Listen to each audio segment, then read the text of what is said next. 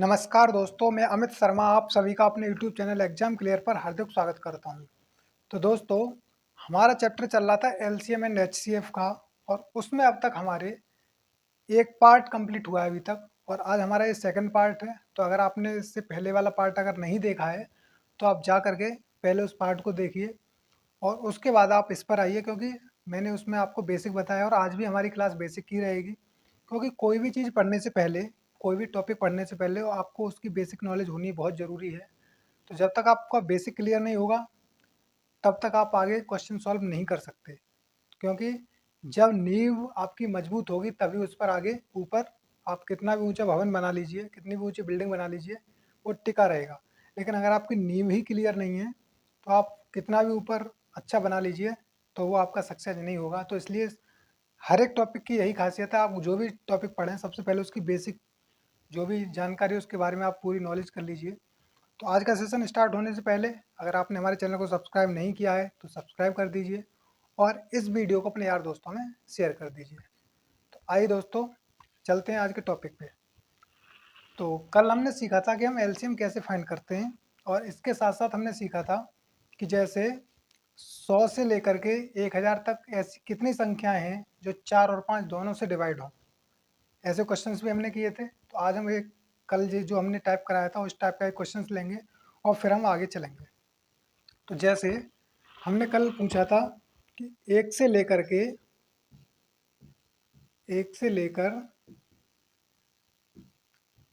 दोबारा से देखते हैं, एक से लेकर 500 तक की ऐसी कितनी संख्याएं हैं, ऐसी कितनी संख्या हैं, कितनी संख्याएं हैं जो 3, 4 और 5 तीनों से विभाजित हैं, तीनों से विभाजित हों।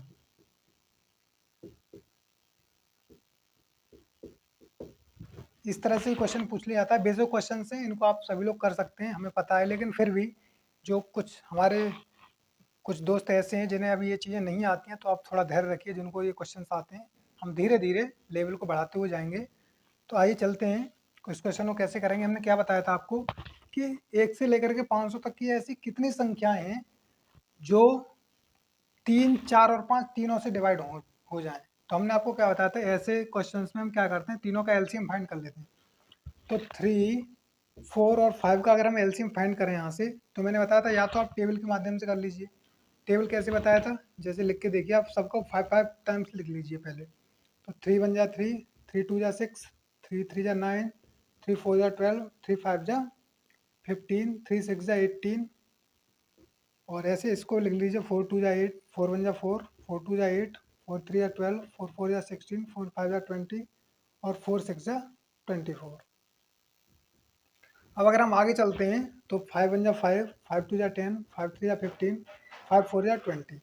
अगर यहाँ से हम बात करें और 5 5 जा 25, तो यहाँ से अगर मैं देखूँ सबसे छोटी संख्या हो और कॉमन भी हो, तो यहाँ से ऐसी कौन सी संख्या मिलती है, यहाँ से ये 12 तो मिल रही है लेकिन ये 12 इसमें नहीं है, तो इस वजह से ये तो होगा नहीं। फिर आगे चलते हैं, क्या इसमें ऐसी कोई संख्या है जो 3 और 4 दोनों से डिवाइड हो, तो इसमें भी अभी कोई नहीं है। तो अगर हम आगे और इसके जो मल्टीपल हैं इसको और आगे लिखेंगे तो इसका आंसर जो भी है वो यहाँ से आ जाएगा, है ना। तो अभी हम क्या करते हैं, जो फैक्टर वाले मेथड है उससे इसको फाइंड करते हैं। कैसे करेंगे, जैसे 3, 4 और 5, तो यहाँ से अगर हम करते हैं तो 3 से 1 टाइम चला जाएगा, 4 और 5, फिर 4 से इसको काट लेते हैं, 4 से 1 टाइम और ये 5, और फिर ये 5 से ये 1 टाइम आ जाएगा। तो इसका एलसीएम कितना होगा, 5 4 जा 20 और 23 जा 60। अब अगर आप उनका टेबल लिखते तीनों का, तो उन तीनों के टेबल में आगे जाके 60 कोई उसका मल्टीपल आता तीनों का, तो वो होता है इनका एलसीएम। तो हमने देख रहा था कि अगर हम आगे इसको और मल्टीपल लिखते हैं तो क्या होगा, टाइम ज़्यादा वेस्ट होगा और जो हमारी कैलकुलेशन है वो और ज़्यादा लेंथी हो जाएगी। तो इस वजह से हमने क्या किया, हमने इस फैक्टर वाली विधि को अपनाया कि ये बेस्ट रहेगी, क्योंकि वहाँ से थोड़ा लेंथ ही जा रहा था तो हमें चाहिए शॉर्ट, तो शॉर्ट के लिए हमने क्या किया, इससे कर लिया। कभी कभी क्या होता है उससे भी शॉर्ट हो जाता है, तो आप दोनों को ट्राई कर लीजिएगा, आपको जो बेस्ट लगता है आप उससे कीजिए। तो यहाँ से इसका एलसीएम आ गया 60। कहने का मतलब ये है कि जो संख्या 60 से कटेगी वो संख्या 3, 4 और 5 से भी जरूर डिवाइड होगी। तो ये चीज़ आप समझ चुके होंगे, जो संख्या 3, 4 और 5 से कटेगी या विभाजित होगी वो संख्या 60 से जरूर विभाजित होगी, क्योंकि 60 इनका एलसीएम है तीनों का। अगर मैं आपसे कहूँ कि 3, 4 और 5 क्या 63 से डिवाइड है, तो हाँ डिवाइड है। क्या 64 से डिवाइड है, तो हाँ ये भी डिवाइड है। और क्या 65 से डिवाइड है, तो ये भी डिवाइड है। तो ये चीज़ आपकी समझ में आ गई होगी। अब हम चलते हैं आगे। यहाँ पे लिखा हुआ है 500 तक की, तो हम क्या करेंगे, 500 में सीधे 60 से भाग दे देंगे। तो यहाँ से अगर हम भाग देते हैं तो कितनी टाइम चली जाएगी, ये चली जाएगी 8 टाइम्स, 800, 8 6 48। यहाँ पे 26 बचा। कहने का मतलब यह है कि ऐसी 8 संख्याएं होंगी 1 से लेकर के 500 के बीच में, जो कि 3, 4 और 5 तीनों से डिवाइड हो जाएंगी। तो ये हमने आपको कल इतना हमने पढ़ा दिया था। तो अब आइए इससे आगे चलते हैं।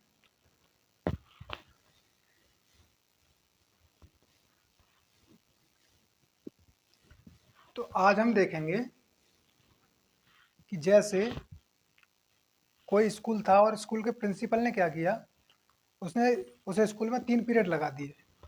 एक तो मैथ का, और दूसरा पीरियड इंग्लिश का, और तीसरा पीरियड था हिंदी का।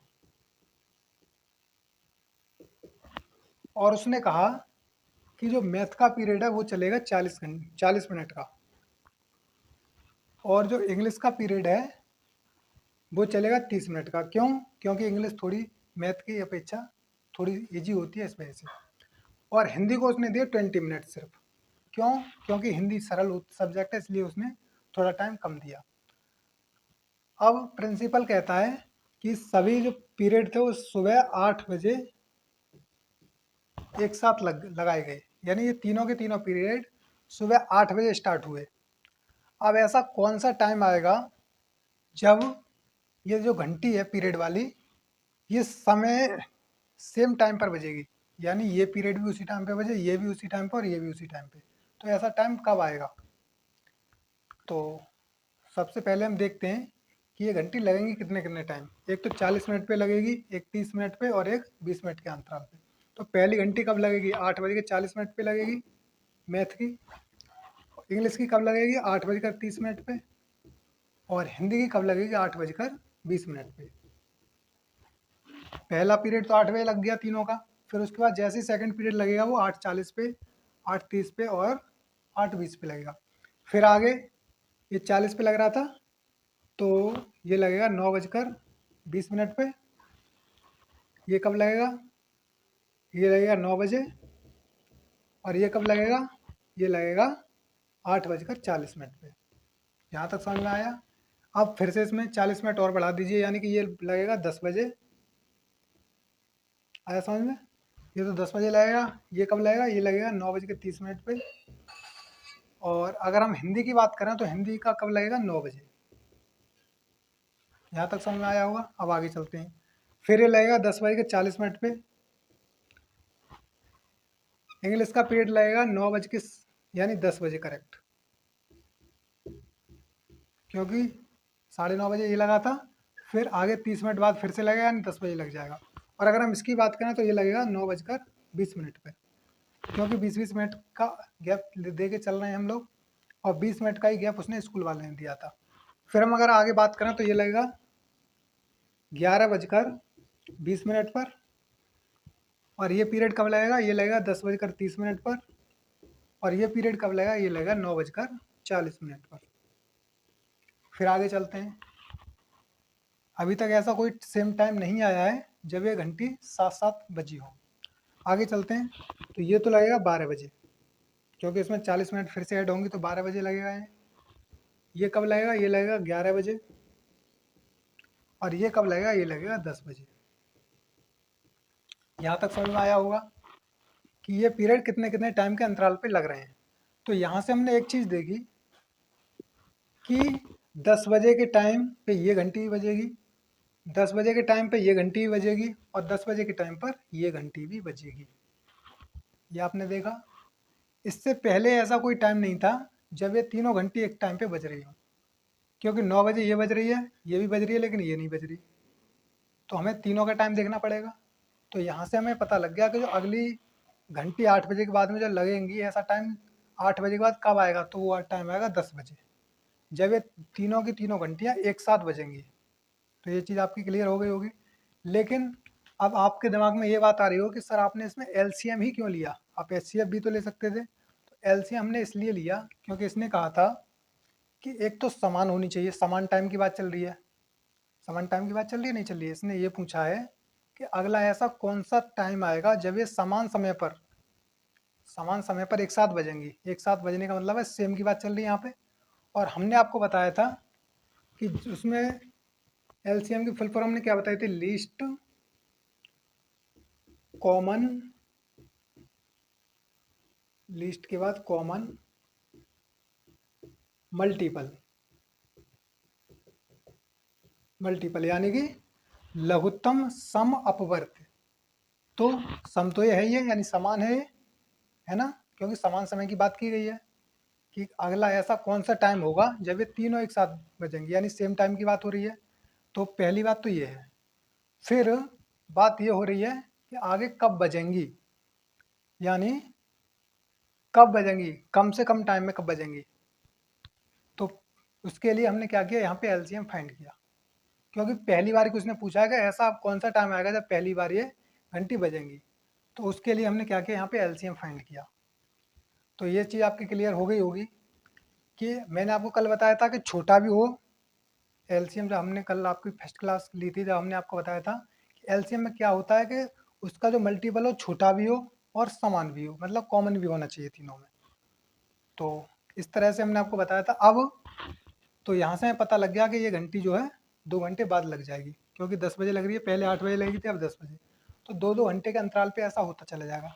फिर आगे 10 बजे के बाद कब लगेगी, 12 बजे, 12 बजे के बाद फिर 2 बजे, 2 बजे के बाद फिर कौन सा टाइम आएगा जब ये तीनों एक साथ बजेंगी, 4 बजे, 4 बजे के बाद फिर कौन सा टाइम आएगा जब एक साथ बजेंगी, 6 बजे। तो ये चीज़ आपकी क्लियर हो गई होगी। अब हमें यहाँ से एक चीज़ तो पता लग गई कि हम क्या करते, ये जो 40 दिया हुआ है, 40, 30 और 20, अगर हम इसका एलसीएम ले लेते तो हमारा आंसर आ जाता और हमें ये सब नहीं करना पड़ता। तो उसके लिए हम एलसीएम लेते हैं, यहाँ से 2 से 20 टाइम कट जाएगा, ये 15 टाइम्स और ये 10 टाइम्स। फिर 2 से फिर से डिवाइड करो इनको, 2 से 10 टाइम्स, 15 का 15 आ जाएगा, और 2 से 5 टाइम्स। और फिर हम 2 से डिवाइड करेंगे तो ये 5 टाइम्स, ये 15 और ये 5। ये जो संख्या नहीं कटती उसको हम ज्यों की तो रख देते हैं, फिर से काटेंगे इसको 5 से। 5 बन जा 5, 5 3 15 और 5 बन जा 5। फिर 3 से ऐड कट कर देंगे इसको। यानी कि मैंने आपको बताया जब तक 1 1 1 नहीं आ जाता लास्ट में, जब तक हम इसको डिवाइड करते रहते हैं। अब हम क्या करेंगे, इनकी मल्टीप्लाई कर लेंगे, ये जो भी ये संख्या आई हैं।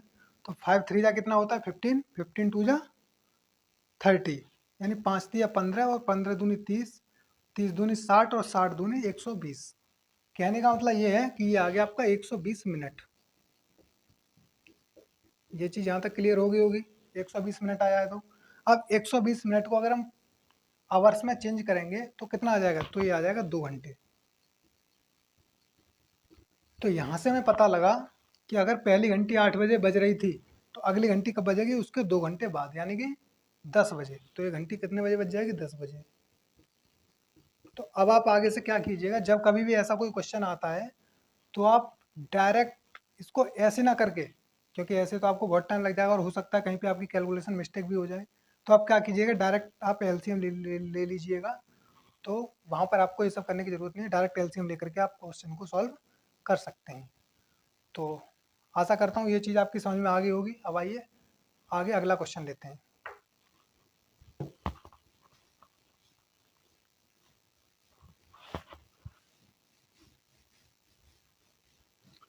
आगे फिर से अगर हम देखें तो फिर से वही कि मैथ, इंग्लिश और ये हो जाती है हमारी हिंदी। और उस कॉलेज के जो प्रिंसिपल है उसने फिर से यही कहा कि जो टाइम है उसने कह दिया अब की बार कि मैथ के लिए 40 मिनट और इंग्लिश के लिए 50 मिनट और हिंदी के लिए 60 मिनट। उसने अब की बार क्या अपोजिट कर दिया, सबसे कम टाइम मैथ के लिए दिया, इंग्लिश के लिए 50 मिनट दिए सिर्फ, और हिंदी के लिए सबसे ज़्यादा टाइम दे दिया। और उसने कहा कि पहला जो घंटा है वो लगता है 9 बजे, यानी 9 बजे स्कूल की शुरुआत होती है, स्टार्टिंग होती है, पहला पीरियड लग जाता है।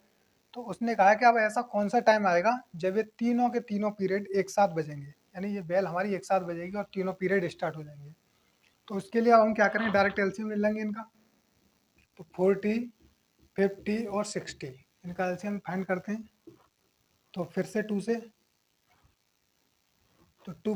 टू से 20 टाइम्स, 2 से 25 टाइम्स और 2 से 30 टाइम्स। फिर से 2 से काटेंगे इसको, 2 से 10 टाइम्स, 25 और ये 15 टाइम्स। अब 5 से काट लेंगे, 5 से 2 टाइम्स, 5 टाइम्स और 3 टाइम्स। फिर 2 से 1 टाइम, 5 और ये 3। फिर 5 से 1, 1 और ये 3, और फिर ये 3 से, और ये आ गया 1, 1, 1। अगर आप चाहते तो 3 से पहले काट सकते थे, 5 से बाद में भी काट सकते थे, आप जैसे आपको उचित लगे आप वैसा कर सकते हैं। या फिर आप क्या करते हैं, डायरेक्ट यहाँ से 10 से भी काट सकते थे, जैसा आपको उचित लगता है आप वैसे कर सकते हैं, क्योंकि हमें टाइमिंग को भी बचाना है। हमें एग्जाम में टाइम पर ही विशेष ध्यान देना, हमें सिर्फ क्वेश्चन को ही सॉल्व नहीं करना, हमें फास्ट भी करना है क्वेश्चन को। तो आपको ये चीज़ ध्यान रखनी है। अब यहाँ से अगर हम इनका एलसीएम लेते हैं तो पहले हम इनके मल्टीप्लाई करेंगे। तो 5 2 जा 10 तो ये आ गया, और 2 2 जा 4 ये आ गया, और 5 3 जा 15 ये आ गया। अब 4 10 जा कितना होता है, 40। तो इनकी तो हमने मल्टीप्लाई कर लिया, अभी इसमें 15 और रह गया है। तो कितना आ जाएगा, 15 4 जा 60, यानी 600 मिनट आ गया, 600 मिनट। अब हम क्या करेंगे, 600 मिनट को क्या करेंगे, घंटे में चेंज करेंगे इसको। तो घंटे में चेंज करने के लिए हम क्या करते हैं, एक घंटे में 60 मिनट होती हैं, तो 60 से इसमें भाग दे देंगे। तो 0 से 0 कट जाएगा, 6 से एक बार और 6 से 10 बार। कहने का मतलब यह है कि ऐसा टाइम 10 घंटे के बाद में आएगा जब ये तीनों की तीनों घंटियाँ एक साथ बजेंगी। तो 10 घंटे के बाद आएगा, इसका मतलब क्या होगा, इसका मतलब ये हो गया कि अगर 9 बजे घंटी बजी है, अगर 9 बजे घंटी बजी है तो 10 घंटे कब हो जाएंगे, तो 10 घंटे हो जाएंगे 19 बजे। और 19 बजे का मतलब क्या होता है, यानी 7 बजे शाम को, 7 बजे। और ये आ जाएगा आपका आंसर। तो ये क्वेश्चन आपको क्लियर हो गया होगा। जब कभी भी एक साथ घंटी बजने की बात होती है तो हम क्या करेंगे, ऐसे क्वेश्चंस आगे आएंगे। अभी हम आपको बेसिक पढ़ा रहे हैं, इस वजह से हमने क्वेश्चंस नहीं लिए हैं, लेकिन आगे की क्लास में क्वेश्चंस लेंगे और आप खुद देखेंगे कि यही क्वेश्चंस होंगे, सिर्फ उनकी लैंग्वेज चेंज होगी। तो अभी अगर आपने ये चीज़ें समझ ली तो आपको आगे प्रॉब्लम नहीं आएगी क्वेश्चन को करने में। तो यहाँ से हमने क्या किया, 9 में 10 घंटे प्लस यहाँ पे ऐड कर दिए, क्योंकि यहाँ से हम 60 से इसको काटेंगे तो आ जाएगा 10 घंटे। तो इन 10 घंटों को हमने क्या किया, इसमें 9 में ऐड कर दिया, क्योंकि पहला घंटा 9 बजे बजा था, और उसके 10 घंटे बाद यानी कि 7 बजे शाम को अगला घंटा टाइम है, जब 7 बजे आएगा, जब ये तीनों की तीनों घंटियाँ एक साथ बजेंगी। तो आशा करता हूँ ये क्वेश्चन आपकी समझ में आ गया होगा। अब आइए आगे चलते हैं।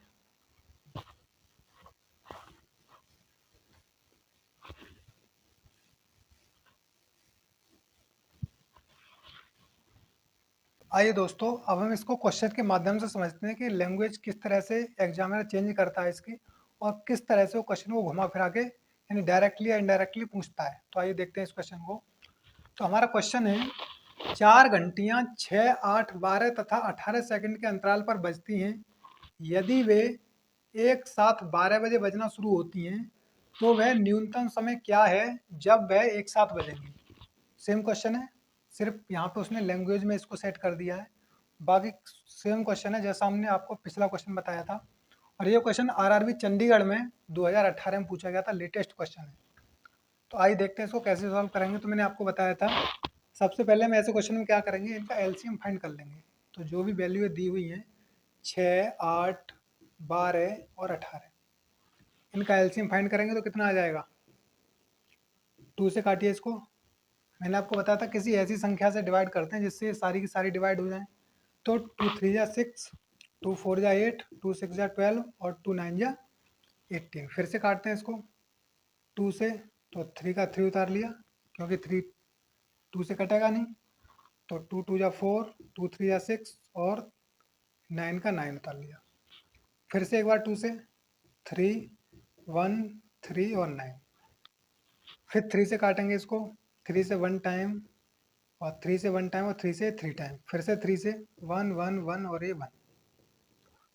अब हम क्या करेंगे, इनकी हम मल्टीप्लाई करेंगे। ये जो भी संख्या आई हुई हैं इनकी मल्टीप्लाई करेंगे। तो क्या आ गया ये आया हमारा 2 की मल्टीप्लाई 3 टाइम्स यानी 2 × 2 × 2। फिर 3 की मल्टीप्लाई 2 टाइम्स यानी 3 × 3। ये आया इसमें।